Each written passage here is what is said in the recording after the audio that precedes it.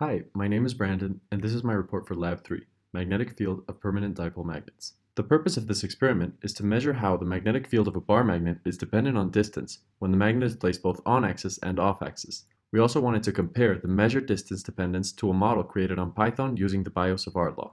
The main physics principles in this experiment are the Biot-Savart law for dipoles, as well as two simplified versions of this equation for parallel observation points and perpendicular observation points. The results we found for our on-axis experiment, where we modeled the magnetic field at an observation location using this equation, k times r to the power of n, were that k equals 1.605 times 10 to the negative 7, n is equal to minus 2.809, and the magnetic moment mu is equal to 0.803 ampere meters squared. For our off-axis experiment, we found that the net magnetic field is equal to 30.02 microteslas, and the results from our model for this same off-axis setup was that the net magnetic field is equal to 44.9 microteslas. In this report, we will first cover the experiment, then the code and the model, and finally we will address some final questions. First, let's take a look at the procedure for the on-axis experiment. First, it's worth noting that we used a different magnet than the one recommended for this lab. The first step was to prepare a setup for this lab. In order to do this, we had to align the magnetometer on our smartphone with the Earth's magnetic field,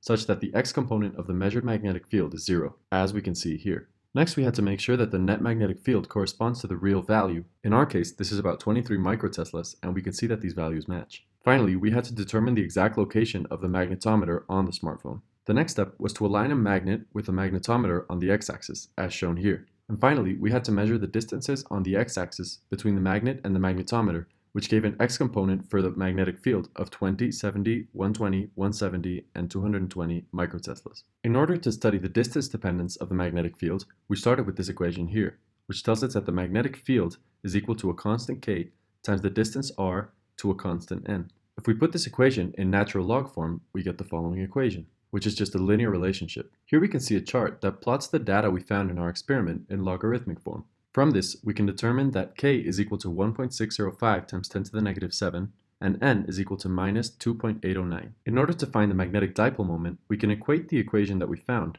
to the standard equation of the magnetic field of a dipole on axis. Then we can just solve for mu, and we found that mu is equal to 0.803 amperes meters squared. The next part of the experiment was the off-axis experiment. The first step was to measure a distance dperp on the x-axis between the magnet and the magnetometer, which gave a magnetic field of 100 microteslas. At this distance, we measured the y component of the magnetic field. Then we shifted the magnetometer on the positive y-axis by the distance dperp. Then we measured the x, y, and z components of the magnetic field and adjusted the y component for the Earth's magnetic field. We found that dperp is equal to 10 centimeters, d is equal to 14 centimeters, and the net magnetic field at 45 degrees and a distance d is equal to 30.02 microteslas. Now let's take a look at the code for our model. We start by defining our constants and the properties of our magnet. We use the value of the magnetic moment that we found in our experiment. Next, we define a function which calculates the magnetic field of a dipole at any observation location around it. Then we define different observation locations, and for each observation location, we calculate the magnetic field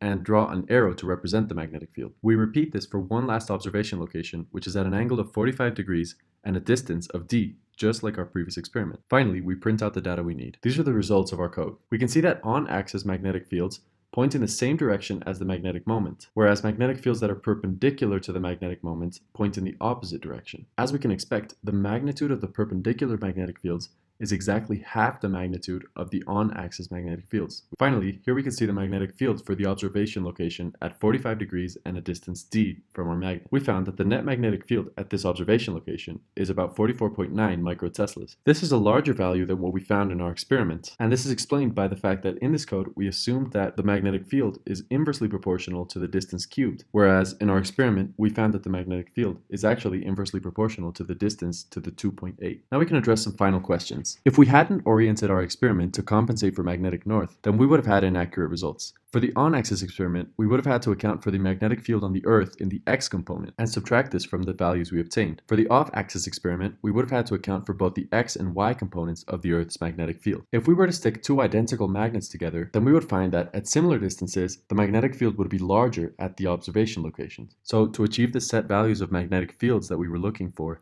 the distance from the magnet to the magnetometer would have been larger. This is because the magnets together would have had a larger magnetic moment, and this would have led to a larger K value in our calculations. In conclusion, we accomplished the objectives of measuring how the magnetic field of a bar magnet is dependent on distance. We also managed to compare the measured distance dependence to a model we created on Python using the Biot-Savart law. For our on-axis experiment, we found that when modeling the magnetic field as K times R to the N, K is equal to 1.605 times 10 to the negative 7, N is equal to minus 2.809, and mu, the magnetic moment, is equal to 0.803 amperes meters squared. For our off-axis experiment, we found that the net magnetic field is equal to 30.02 microteslas, and in our model, we found a slightly larger value of 44.9 microteslas.